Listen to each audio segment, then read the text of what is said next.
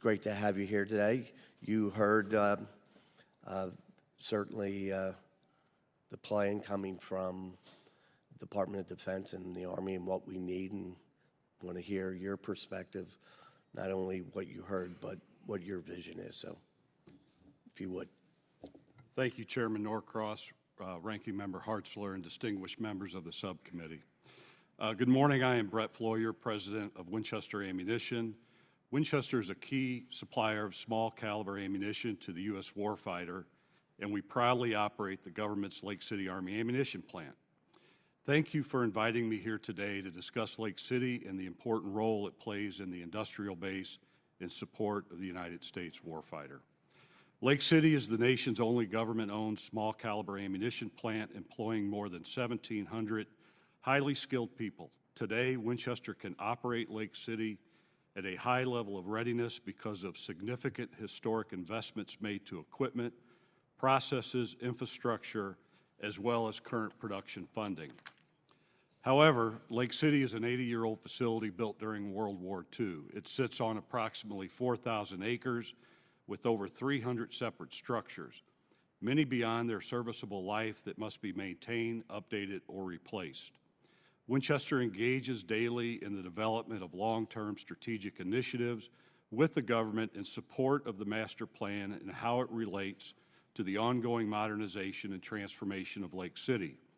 Key and immediate actions needed, some of which are included in the master plan, are ongoing improvements in Lake City safety, manufacturing processes, infrastructure improvements, cybersecurity, and eliminating single points of failure.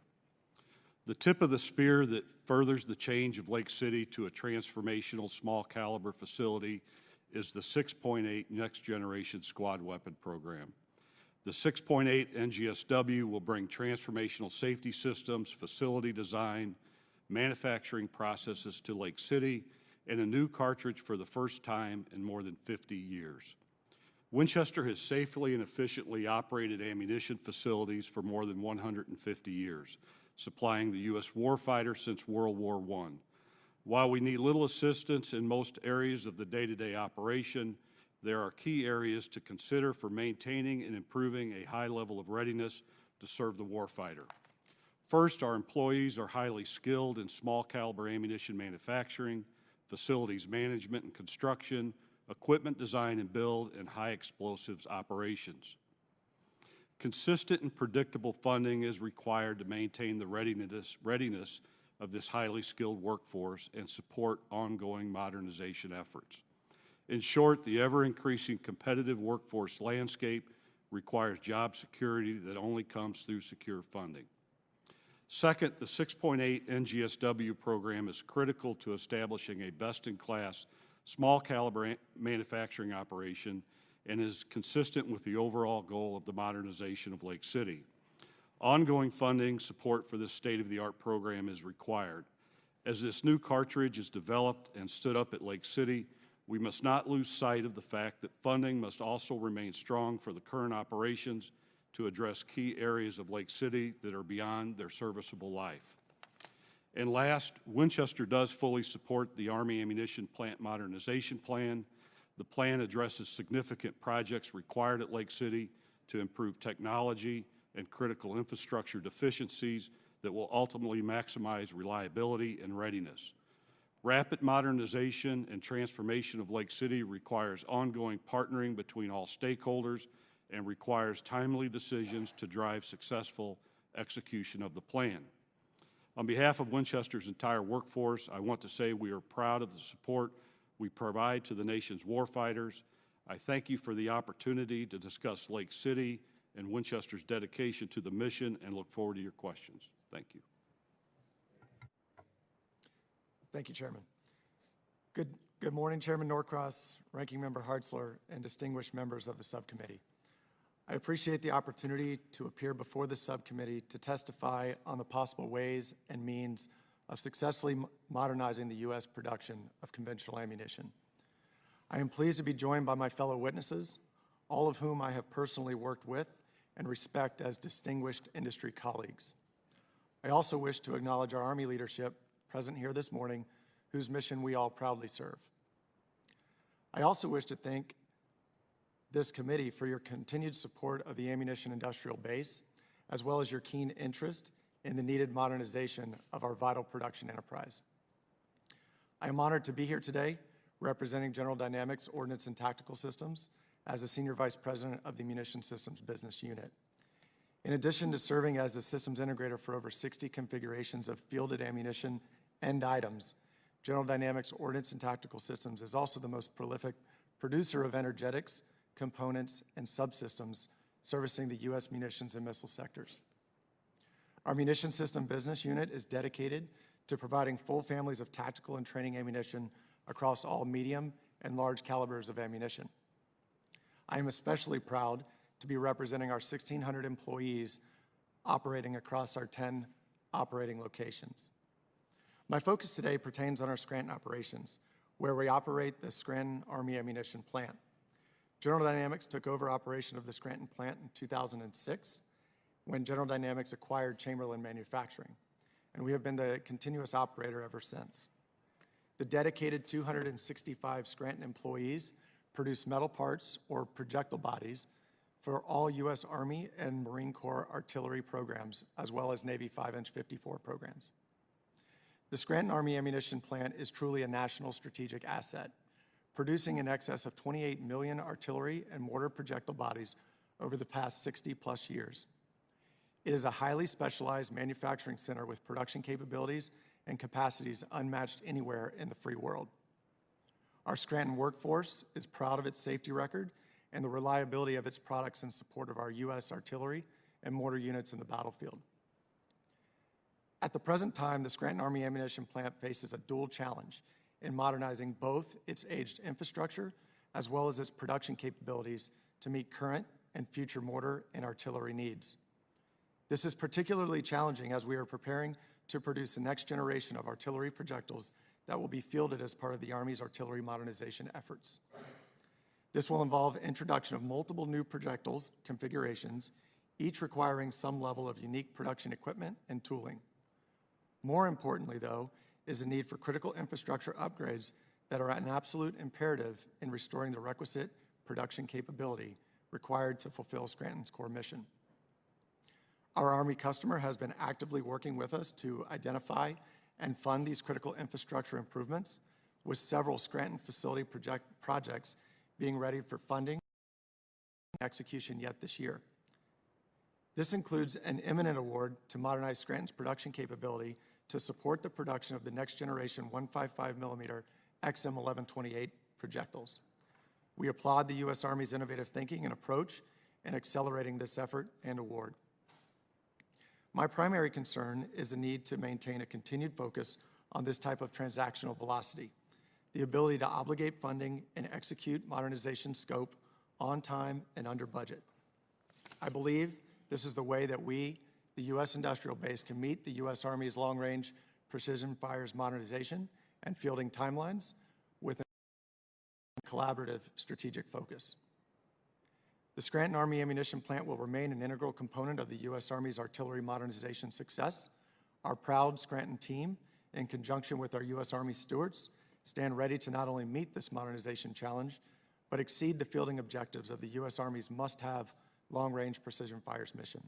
I look forward to answering your questions and informing a success path for modernizing the U.S. production of conventional ammunition.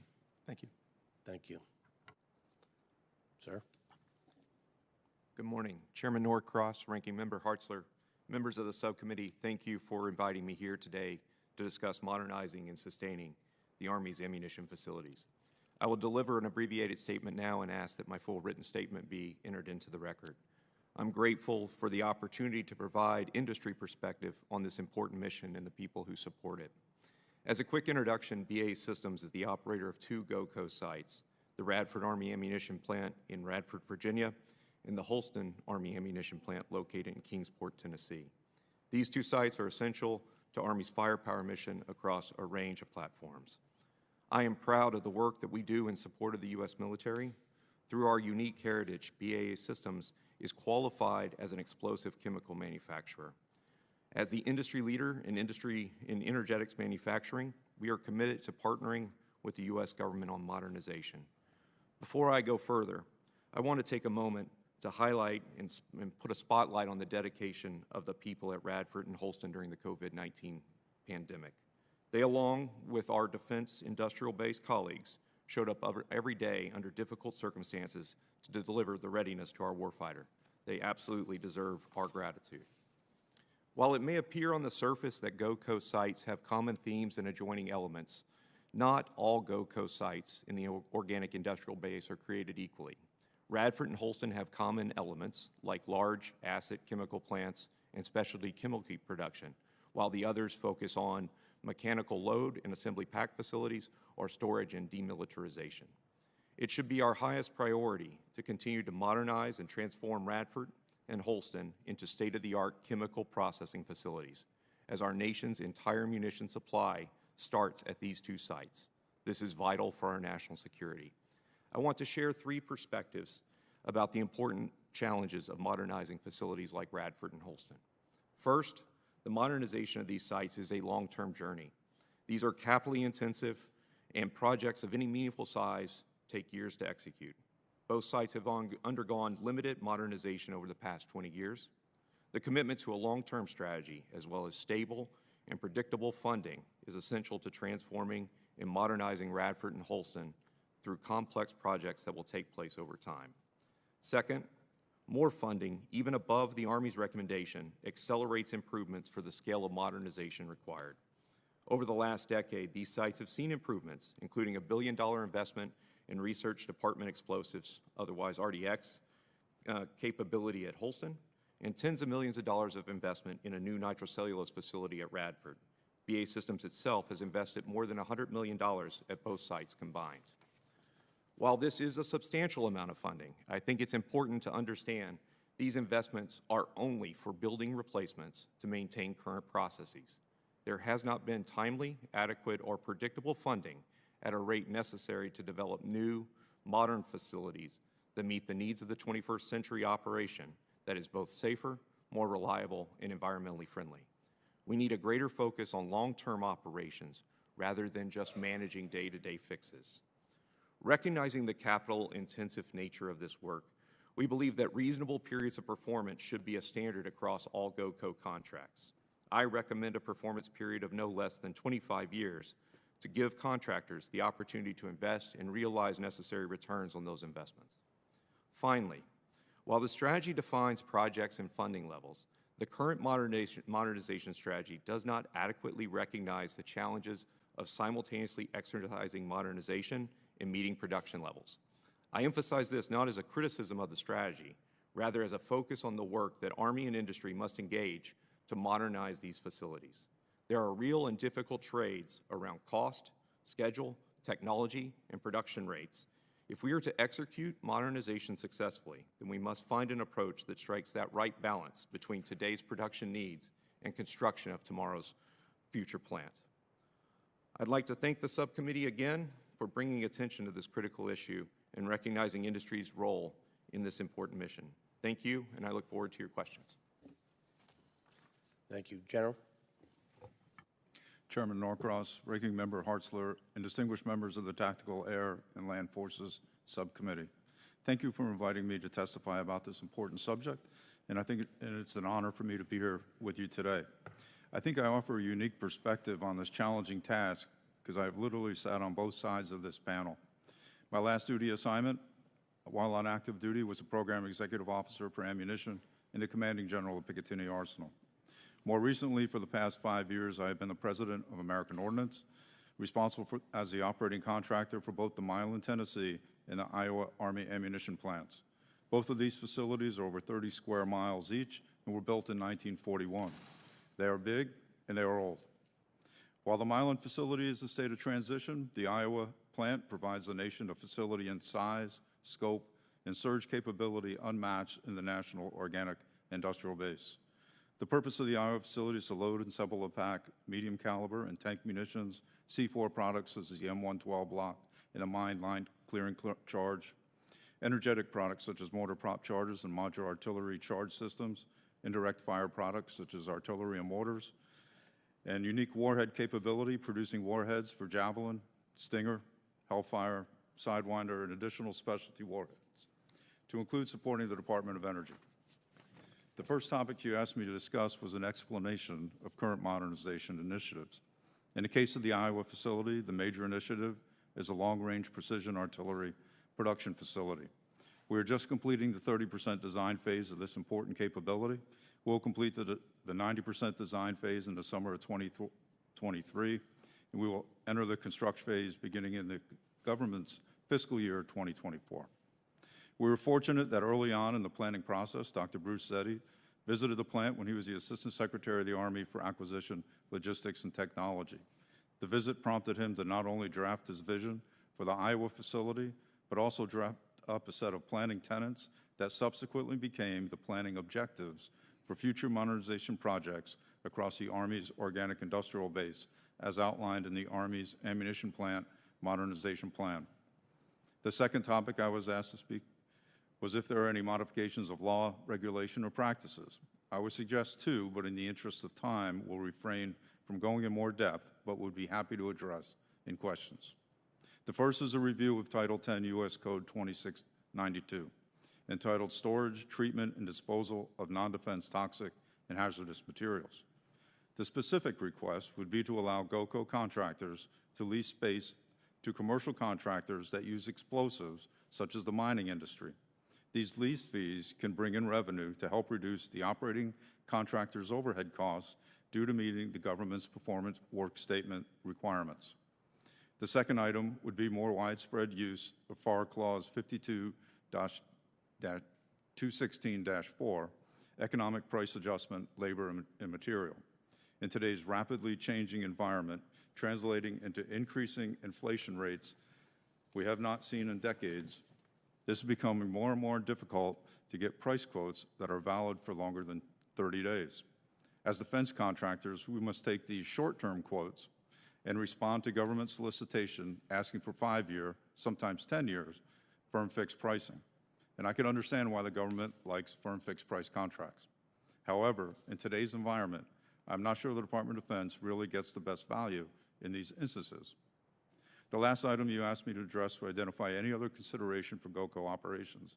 In this area, I would suggest a recognition of the unique costs put on government in running a GOCO.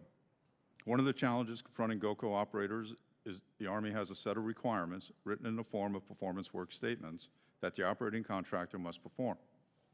These costs are then rolled up in the pricing of the products we make. Some of these requirements are above and beyond which a contractor at a commercial facility would incur. In the case of Iowa, we must compete for our business. When compared to a commercial facility, this is like your competitor running a 100-meter dash when you have to run 120 meters. But I want to be very clear. We're not looking for a handout. What we're looking for is a level playing field to compete, and then it's up to us.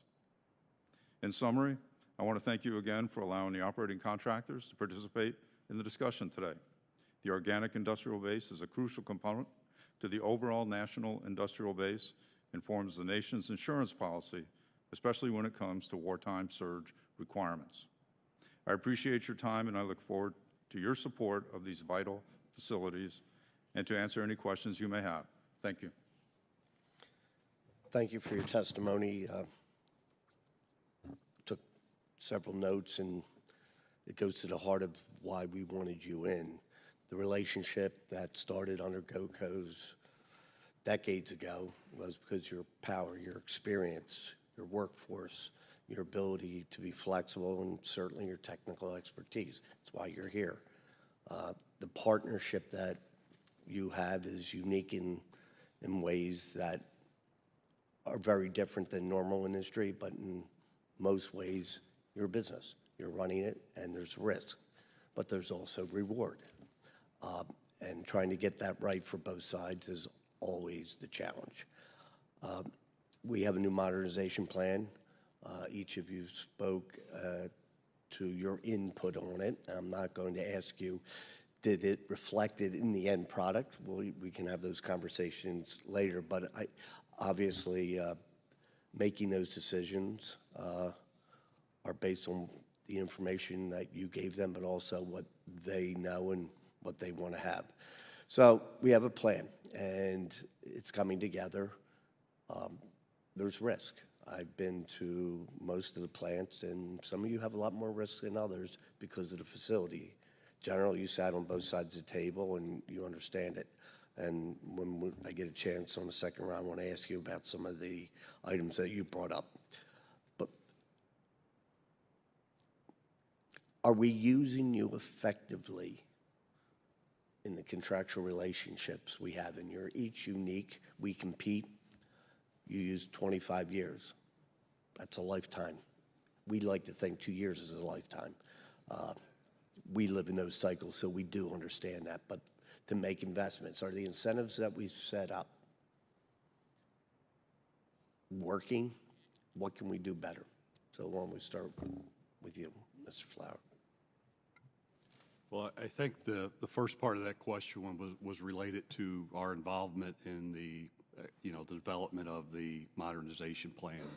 As I mentioned in my opening statement, I do believe that we are engaged quite a bit with the Army and the government as a whole in the development of the needs of Lake City. That starts at the very low level of us producing a call letter list that identifies the key areas of concern of projects that need to happen at Lake City to support the modernization. It gets rolled up then into an ADEP plan, Area Development Execution Plan, and then focuses up to the modernization plan. So I do feel that we have a lot of input into that plan. This is for each of you. When you put that plan together, obviously you're looking through your lens. You're not necessarily, or are you including that single point of failure into those calculations? Or does that take place once you submit it? I think that really both. I mean, it's part of the thinking and going into the plan, but it also is part of that execution and after the plan is put together. On our single points of failure at Lake City, those are identified very clearly in our plans. We currently work on each one of those to identify alternative materials, alternative supply, and we have inventory strategies to mitigate as well. Yes, sir. Thank you for the question. Number one, I think that the plan very much took into account what we were looking for at Scranton. I mentioned in my testimony there's two elements really at Scranton. We're preparing the facility for a number of new projectiles that are going to support the Army's artillery modernization plan. That's one element. The other element is the infrastructure piece of an aged facility. I think the plan has elements of both that we have submitted, worked with our Army customer. I think there's some prioritization and some timing challenges or changes that we might want to see, but overall we were very pleased with what came out in that plan. In terms of whether or not we're being used effectively, I do believe that our partnership leverages that to the greatest extent possible. The Army is absolutely collaborating with us as we develop these modernization plans, and I'm confident that our input is taken into consideration, and that's reflected in the plan that was submitted. And I think that just speaks to the partnership that we continue to have with the Army.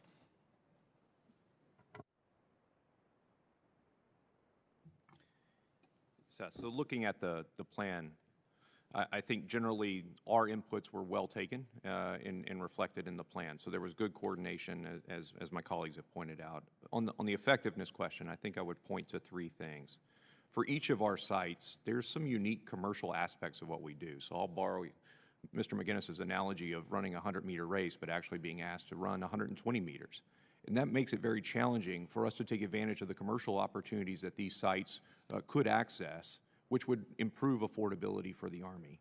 Similarly, for the Army, is workloading these facilities. These are U.S. government sites, so bringing as much work as possible to these sites, while it does benefit the contractor, is really about the best benefit to the U.S. Army and the taxpayer.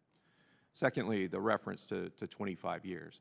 If I look to my commercial chemical colleagues, when they proceed to build something like a large assets facility, which we've just completed in Holston, they don't have to contemplate that investment in the thought that within a short period of time, much less than 25 years, they might turn the keys to that facility over to another operator. Makes the investment really challenging. Lastly, on the effectiveness, I think Radford and Holston represent a place where the Army and contractor have improved significantly through the modernization journey. This morning's comments highlighted both the challenges in the NC facility at Radford and then spoke to what we've done at Holston in terms of a massive $1 billion modernization around RDX. And you see those projects being executed well and on time to deliver that capacity and improve both safety and environmental performance at Holston. Sir, I appreciate the question. The first part of that question about the modernization plan, I would say that we did have a lot of input. There was a lot of discussion. And at the end of the day, there's a lot of priority shifting that has to be set forth. I agree with Mr. Gathright, and even back when I was in uniform, I always saw the ammunition enterprise as a big tree, but the trunk of that tree is Radford and Holston, because without propellant and explosive, there is nothing else. And so we have to get that right as a nation. And then beyond that, the branches and the leaves, that's where the rest of us come in and be able to do that. And so that's what you see in the modernization plan, an emphasis towards the Radford and Holston, and then later on would be, facilities like Iowa that we're going through the design phase now, then the other facilities listed in the plan. In terms of clarifying from our perspective, the 25 years that Mr. Gathright brought up, a lot of times it would be nice to have the 25 years set. Right now, we're currently under a 25-year contract, but it goes under 5-year increments. And so if you are an investment, and the other companies are commercial companies, whereas we're a Day and Zimmerman company, a private company. So for us, it's 3 owners. If we're asking our owners to invest in a facility that every 5 years their option could be up, it's very difficult for them. But they won't. But it's not that they won't do it. They've invested over $45 million of their own dollars since American Ordnance has taken over in 2008. So they'll do it. But there is a certainty that has to be there. And in terms of are we being used effectively, it's a complex. It's a very complex environment that we're in, but I would say that everyone is trying their best to make sure that everything is set and our voices are heard. Thank you. Thank you. Vicki? Thank you. As you know, last year, the Army came over with a recommendation that severely cut down the number of small caliber ammunition as produced, and it would have resulted in the loss of about 500 jobs there at Lake City. And these are individuals who've worked for years, have an expertise. Many of it, their parents work there, their grandparents, and I just want to thank this subcommittee, the chairman who helped us lead the effort to make sure that money was replaced. And I wonder if you could talk, Mr. Pfluger, about the importance of just having a steady state of budgeting and what that does when the government comes in and cuts it, and what severe ramifications that could have provided for our national defense. And I'd like for all of you to talk about that just a little bit, because that's something the subcommittee has to watch out for. Sure, thank you for the question. So you're right. If that original budget would have been executed, we would have lost about 500 of our 1,700 jobs there at Lake City. And to us, it's very critical for a lot of reasons. One, we are asked to maintain a level of readiness in our contract at Lake City, and it's very difficult to do that if production funding goes down too much. But probably the most important aspect of reduced budgets and layoffs that may occur when that happens is related to the skill of our workforce. We make ammunition, small caliber ammunition. In the process of making that, we deal with high explosives. We have almost 90 people that we rely on to be well trained in our high explosives operations and our priming operations. If we lose that workforce and the requirements go up, or there's a national emergency, we just can't hire people and train them fast enough. It could take up to a year to train people to get back to that level of skill that we require. So in the art of making ammunition, the skill of our workforce is critical. Very good. Mr. Gaines, quickly. Thank you for the question. I echo everything that he just said about the skilled workforce, but I'll also highlight the importance of our supply chain. Many of us depend on a robust supply chain. Much of that is made up of small businesses, and we have these cyclical dips or ups and downs, specifically the downs. It doesn't incentivize them to continue in that role. and therefore your supply chain will get degraded as a result. And I think that's very critical when it comes to budget Yes, matriculation. thank you. Mr. Gathright? Yeah, I'll echo the same things, but add a couple here. With respect to readiness, we are at the same time talking about minimum sustaining rates while also talking about surge capacity. So that is very difficult to try and talk to a workforce that is really artisan in what they do. And then on the modernization side, we're really talking about highly skilled engineers, construction professionals, and program managers. So being able to have a transparent and level-loaded approach to modernization funding is critical to retaining those jobs in this kind of difficult setting of a GOCO versus operations outside of this kind of environment. Thank you. Mr. McGinnis? Ma'am, I really do appreciate your thoughts on the workforce, because that is the driver.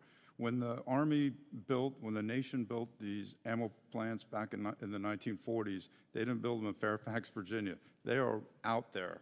And in many respects, they are the main employer for some of the areas of which we're in. And as you mentioned, this is a family lineage of people that have worked at our facilities. And I consider it a moral obligation that we provide good paying jobs for the people in that area. And our operators are, as the gentleman has spoke, they're truly craftsmen. I mean, to operate a 310 press to build a Stinger warhead, a Javelin warhead, takes experience. Or if you are working 800 pounds of molten TNT, producing TNT rounds, you want to have somebody with experience. Yeah. And a state level of funding allows us to be able to maintain a talented workforce. Thank you. Yes, yes. Mr. Gaines, you oversee the Scranton facility, and in the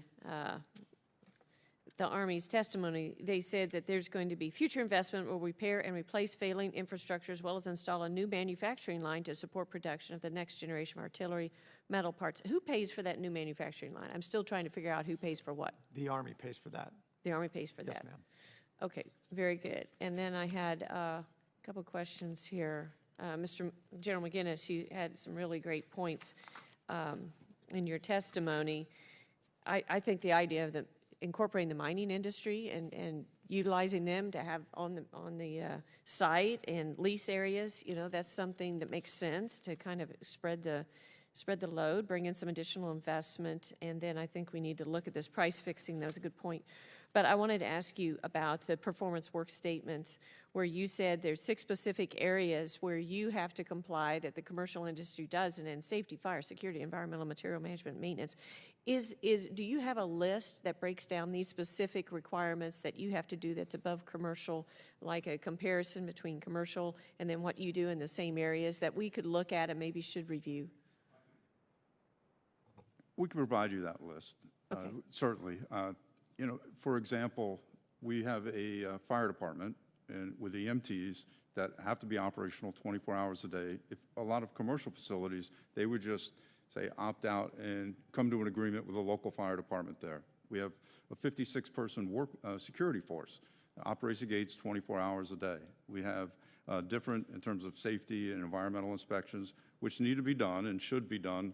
There's a balance of what is done on a commercial facility, but then there are things to meet Army policies, Army regulations, things of that nature. Okay, thank you very much. I can provide that. Yield back. And those are the sort of lists we're looking for. Very important. Yes, you're up. Yeah, thank you, Chairman. Dr. Deitchle. We touched a little bit on the prospect of the Army entering into longer contracts, but from a contracting perspective, what could the government do to improve doing business with industry at GOCO AAPs? And you can all chime in.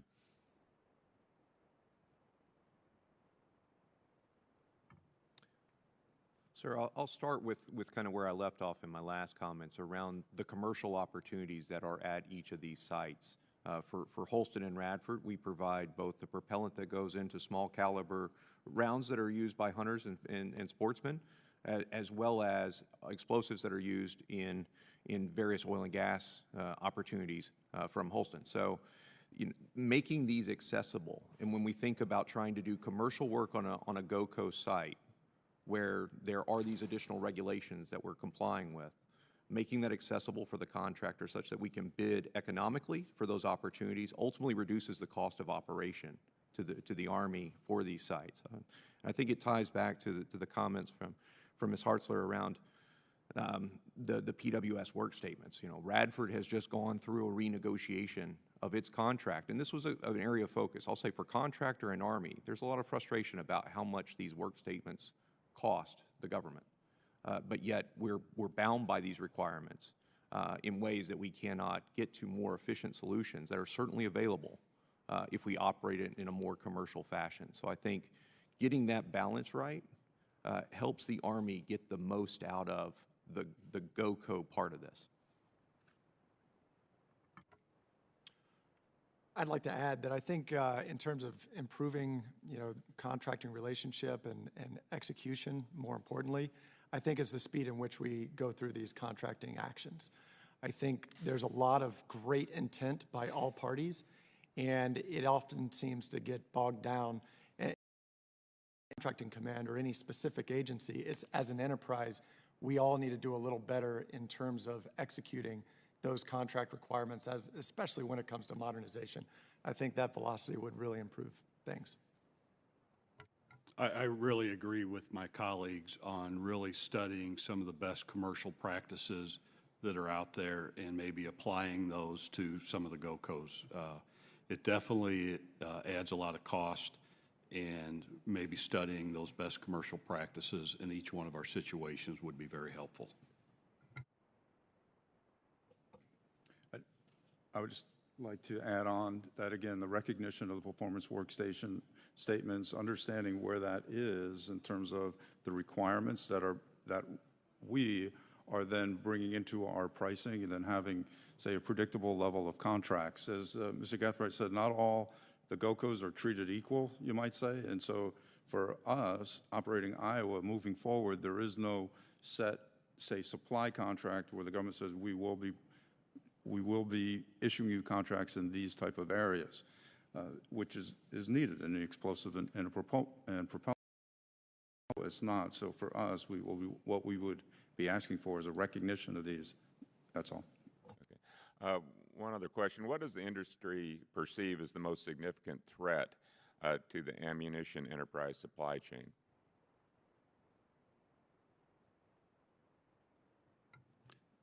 I think it's the same that we discussed earlier. It's the significant, having significant secured funding that has continuity from year to year, that encourages our supply chain to make investments. Right now, we struggle with certain supply chains to make investments because of the uncertainty of a 1 year, 2 year contract and not knowing what it is. And that's a challenge also from single points of failure in the supply chain as well. I'd like to add back to the labor point that Mr. Floyer brought up earlier. Attracting new talent, new young talent into our industry is challenging right now. And that continued funding and that continued pursuit of modernization, not just in facilities but products, I think is critically important to attracting the next generation of talent, which we're always working to do. I would focus in on the workforce. As much as we talk about single points of failure or overseas sourcing, it's that artisan workforce. And honestly, really looking at the Kingsport area, there are opportunities in the market if we think post-COVID economy. And folks are asking themselves, is this the right job for me as Holston goes through a competition and as they look at opportunities outside of the base? So I think protecting that workforce and growing that next generation of the workforce is essential, first and foremost, to what we do. Sir, I appreciate the question. In many respects, I would say the most significant threat is a threat we haven't been seeing or thinking about. It seems like we deal in threats every single day, but I think, to agree with the panel, the workforce is paramount to be able to keep them, to be able to attract new talent from the colleges and universities nearby. Supply chain is something that we worry about constantly. There's a bunch of different alligators out there. Thank you all for your expertise in being here. I yield. Yeah, Mr. Jackson. Well, this should be pretty quick. My colleague from Tennessee just asked most of what I was going to ask you about. I was going to ask you about single point of failure in the supply chain, and you kind of addressed that already. There's not a single point of manufacturing. We don't get like a certain, element of the ammunition from one specific supplier or anything like that. Is there anything like that that we should be worried about? I guess would just be expand on what he just asked a little bit. And the other was, I was going to comment that, we have defense industry in my district. We have Pantex and we have Bell Helicopter there. And when I go talk to them, the biggest issue they have, which I think is a big national security issue for us, is the workforce. I mean, they cannot get people to do the jobs, to come to work. And I mean, it's a little bit harder because it's Amarillo, Texas, and, it's kind of in the middle of nowhere. But are you guys experiencing the same kind of issues? It sounds like you are. And I think you gave a little bit of information, but I was going to ask just like what would be your advice to other companies to overcome this? Because if you can't find people to do the job doesn't get done. So thank you.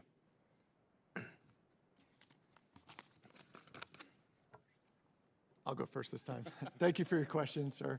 Number one, in terms of advice that I would give to some of our industry peers is you have to absolutely demonstrate to your prospective workforce your core values, your strategy. You've got to really put an emphasis on, the culture within our organization. And I don't think that's something that in the past we really had to emphasize. And now we're really out there in terms of marketing our company for a recruiting purpose, not necessarily for a customer purpose. And so I think that's really critical. The earlier question you asked about single points of failure, when it comes to Scranton Army Ammunition Plant, there are other competitors with like capability. So in terms of a single point of failure for Scranton, that really isn't the case. Okay. I'll chime in there. I think, Pantex is a critical partner for Holston for the products that we provide on the DOE side. So we talk a lot with our colleagues at Pantex up in Amarillo. I think on the overcoming the challenge, the thing that I feel like our employees do well is really aspire to the mission. And that really reflects on what we've done through the COVID-19 pandemic. These people put themselves at personal risk to deliver munitions that were absolutely essential. And I think that is the part that we've got to continue to bring home to the workforce, to have folks want to come and work on these kind of sites. I think one of the highlights of the work on the RDX expansion at Holston is really trying to address some of those single points of failure. So I think the Army is getting that right as we move forward. And lastly, I would just focus on the foreign sourcing, because this is a key focus for us, so some of the raw chemicals and upstream products that we use. And I think these are absolutely accomplishable things in the United States, but they're not without cost. And I think that's the part of this that we've got to hit face on to understand how to move beyond some of these foreign sourcing challenges. Thank you, and I will say I think that one of the things that I hear that works sometimes is to focus on recruiting on retired military folks and folks that are transitioning out of the military, because I think that they have somewhat of a natural fit for some of this kind of stuff. And so thankfully there's a lot of folks that get out of the military and want to continue to serve international security position, or a job that's pertinent to our national security. So thank you for your time. I appreciate it, Mr. Chairman. I yield back. Thank you. There's a few extra questions, so we're going to go in the next round if you have time, and really appreciate it. Couple of items, domestic supply chain. Yes, we do things that have environmental regulations. Labor standards are considerably different. Safety has a cost, but it also has a cost if you don't have access to it. So that's the balance, and I think we're starting to realize that the pandemic and the supply chain certainly brought that out on us. New young talent. There's not a committee that has a hearing that this doesn't come up. Particularly, you are unique in the sense that, come work in a place that really dangerous stuff that can kill you in a heartbeat. Not every position you need to be a PhD from Harvard. I understand I went to the other four-year school. It was called an apprenticeship. Society has to make some changes that we value both of those, and that you can have a good job that has benefits and raise your family. And each of you, that's what is critical, is you take care of your employees. And they need to understand it. The pandemic has thrown the curveball. Everybody is evaluating their spot in the universe. And it's going to continue for a little bit, and our families go through the same thing. But when we start talking about investment, and each of you, the major investments, and that's a relative term, the government is going to pay for the facility in the most part. So when we talk 25 years, yes, you're not going to invest $1 billion in a plant for 2-year length of time. There's some things that contractually they can make decisions on, and there's other things we have to change. The NDAA is revving up again. Please, Liz is our lead on this. Those ideas that you mentioned, please expound, get it to her. We want to have a conversation where, if this is a good idea, I'd love to try these things in a pilot. So we really do. That's why you're here today. And certainly the material cost, fixed pricing, depending on how long, right? It's all relative. So we want to talk about that, and certainly level playing field is something that we deal with every day. But I want to give Vicki a chance to go second set, and then we'll wrap this up. Thank you.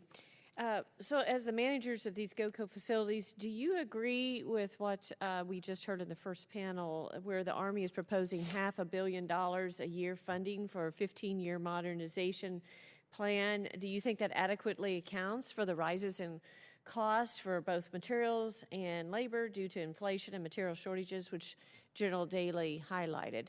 What's your thoughts on that? Why don't we go backwards here? So, McGinnis. Well, ma'am, I appreciate the question, and I appreciate leading this off. It's a balance of priorities. I think the Army showed a very significant commitment to these facilities. My initial remarks back to the Army was that I was very impressed that the Army put projects in dollars in years. That's something that we haven't seen before. And I think it's very important to at least put a mark on the ground. This is what it is. Things can change, but at least it was significant for the Army to be able to do that. So I do appreciate that. Good. Mr. Cathright? Yeah, I'd start with the fact that it is a significant increase in the investment that the Army's made. I think two things strike me. Certainly in the near term, volatility in the marketplace is critical, both in raw materials and labor. So that does have a critical impact on some of these modernization construction projects. I think the other aspect of this, and I referenced this in my opening comments, of, at least in the case of Radford, I can speak to, there are shovel-ready projects today that would benefit the workforce that are in this plan, but could be funded sooner if additional funding were allocated. And these would be improvements to operational readiness as well as safety and environmental. So these are projects that are there today where designs are complete. Can you get us a list of those? Yes, I can. Thanks. Mr. Gaines? Very good question. Thank you very much for asking it. I think we're in a very good shape, specifically compared to a couple years ago when none of this really existed. So for that, we're very thankful. As I mentioned earlier, all the projects that we have been collaborating on with the Army are included in the plan. There are a couple here and there that, may be underfunded in terms of estimates that, in our opinion. But I think by and large, those are small differences that can be easily overcome. But I agree with Mr. Gathright that there are some projects that I think that we can pull forward, that we can execute quicker if the funding is there. And so we would be happy to provide that list of projects if you'd like. Yes, that'd be great. Thanks. I agree with my colleagues and don't have a lot to add on top of that, but I do believe that the funding level is appreciated, especially for Lake City and what we see there, and we can actually move to the left if there was increased funding. But there is priorities that have to be established, and I think they were done in the modernization plan. The last question I had is probably for General McGinnis, but all of you. But I've heard that your production request has not increased due to what's going on in Ukraine. So does that need to be increased? I mean, or were you satisfied with, it seemed like the Army was saying that they're going through this reevaluation stage and then they will come to you with the next contract. So how comfortable do you feel with, are we meeting the needs? Are they coming through? Ma'am, that's a question I would defer to Mr. Bush, and Mr. Bush, I think, responded to your question on that, saying that there's a response that's going to be imminent, Okay, going to be sent over to you. yeah, Mr. Gathright. Given that each of these products start with manufacturing in Radford and Holston, I can share with you that we are in discussions with the Army on some of these replacement supplies. So that's moving forward. I think the positive from a Radford and Holston perspective is these products support other weapons as well. So we're able to move forward with that production timely as soon as we complete those discussions with the Army. Will you be able to meet the increased demand if they come to you and say, we need a whole bunch more? Yes, ma'am. Great. Initial activity has really focused on some reprioritization of production requirements. I think the majority of the activities surrounding Ukraine and providing stockpiles of ammunition to them will come in that secondary tranche of replacement contracts, which we won't see for some time. I don't have visibility right now on whether or not it's on an increase, but to answer your second part of your question, if it does, we're ready to.